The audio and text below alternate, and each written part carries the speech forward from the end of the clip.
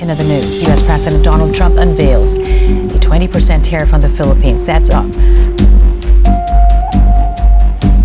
With the latest details on President Donald Trump's agenda for an upcoming meeting with Philippine President Trump, yes, I will meet with President Trump because I should, because there's much that we need to discuss between the U.S. and the Philippines in terms of trade, in terms of defense and security, and now the new policy on immigration.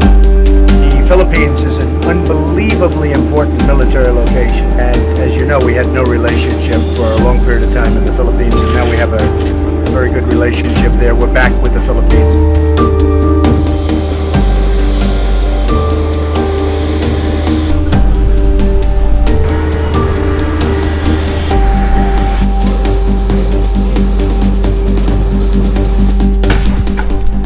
What's at stake when Marcos meets Trump? Possibly everything. Will this be a turning point for the Philippines or a diplomatic disaster? Stunning diplomatic disaster that unfolded with cameras. After an extraordinary verbal clash in Washington, Donald Trump accused Volodymyr Zelensky of being disrespectful and ungrateful. You're playing cards. You're gambling with the lives of millions of people. From July 20th to 22nd, all eyes turn to Washington, D.C., where President Ferdinand Bongbong Marcos Jr. will meet Donald Trump for the first time. But this isn't just another photo op. This is a high-stakes showdown behind closed doors, one that could shape the future of Philippine exports, redraw military lines in Asia, and test the strength of a 70-year-old alliance. With China growing bolder in the South China Sea and Trump eyeing a political comeback, the timing couldn't be more critical. Will Marcos secure relief from the crippling 20% U.S. tariff now hitting Filipino goods? Will he double down on defense cooperation, even if it provokes Beijing? And most importantly, can the Philippines protect its interests without being caught in a superpower crossfire? This meeting could redefine not just Philippine foreign policy, but the very balance of power in the Indo-Pacific. The world is watching, and the stakes are real.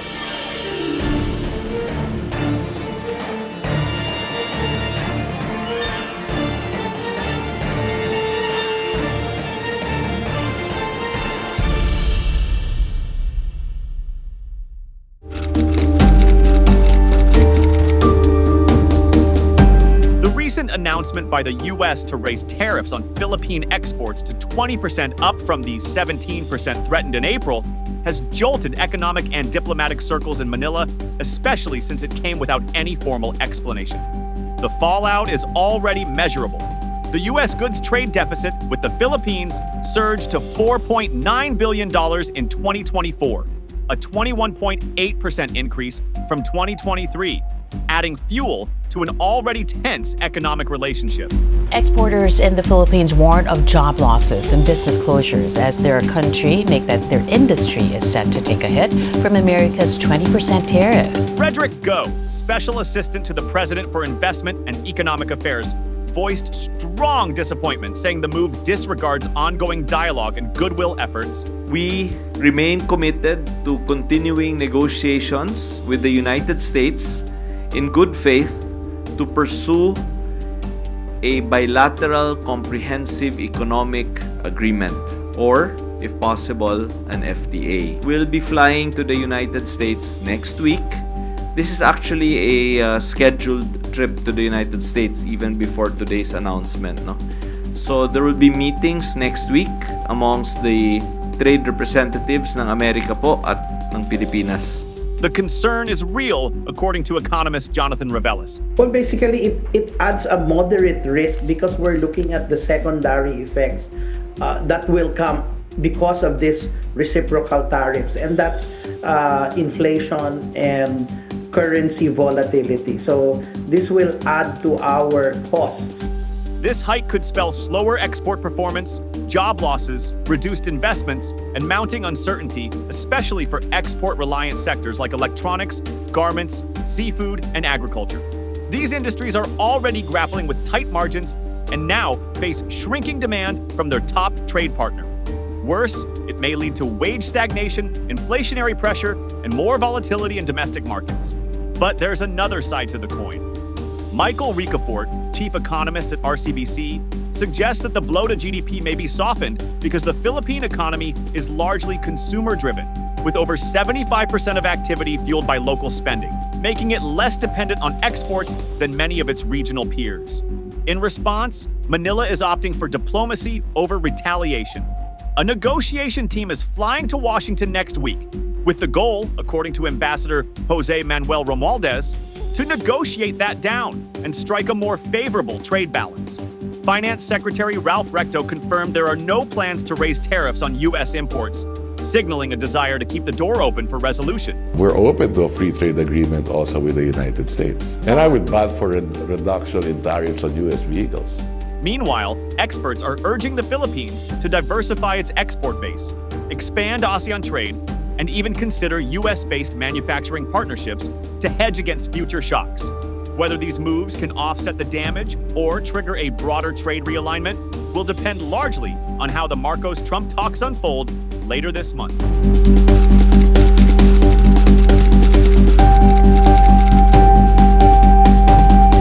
President Ferdinand Marcos Jr. prepares to meet Donald Trump in Washington this July 20th to 22nd, security cooperation is expected to be front and center, especially against the backdrop of mounting tension in the South China Sea and the broader Indo-Pacific region. This is Chinese naval warship. You are approaching China's territorial waters. Please state your intention. At the heart of the alliance lies the Mutual Defense Treaty, signed in 1951, a 7-decade-old pact that obligates both nations to support each other in the event of external armed attacks.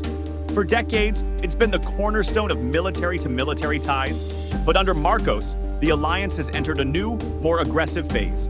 Since taking office, Marcos has pivoted sharply toward the U.S., giving American forces greater access to Philippine bases under the Enhanced Defense Cooperation Agreement, EDCA. That's not just symbolic, it's operational. The two sides now conduct dozens of annual joint exercises, from naval patrols to cyber warfare simulations.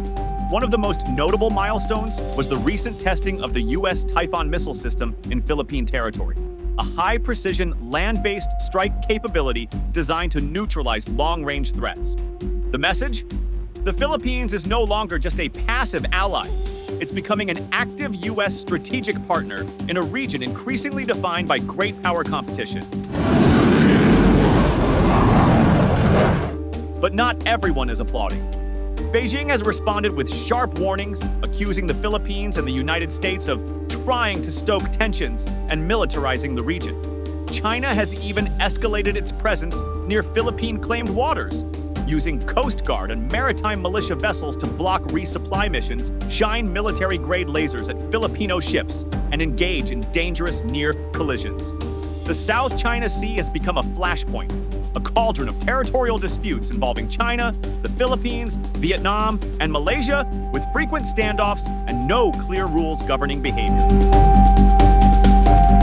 That's why another key part of the Marcos-Trump dialogue will likely focus on the ASEAN-China Code of Conduct, COC, a proposed set of rules meant to prevent miscalculations and maintain maritime peace. But progress has stalled for years. Philippine Foreign Affairs Secretary Teresa Lazaro expressed growing impatience last week during a summit in Malaysia, saying bluntly, "It is our view that it should not be taking so long. It is important that we have to deliver."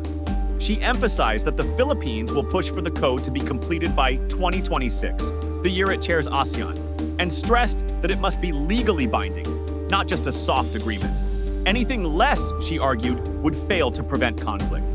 It is our view that it should not be taking so long.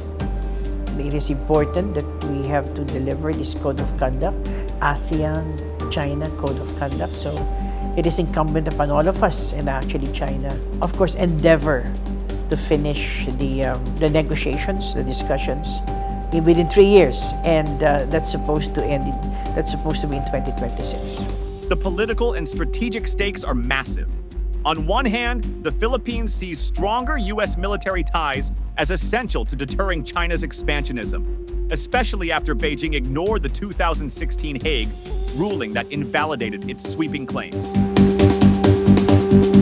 On the other, it risks turning Philippine territory into a geopolitical battleground, especially with U.S. missile systems now operating just a short flight from Taiwan. As regional dynamics shift, the Marcos administration must strike a difficult balance, assert sovereignty, deepen alliance commitments, and avoid being pulled into a direct conflict between superpowers.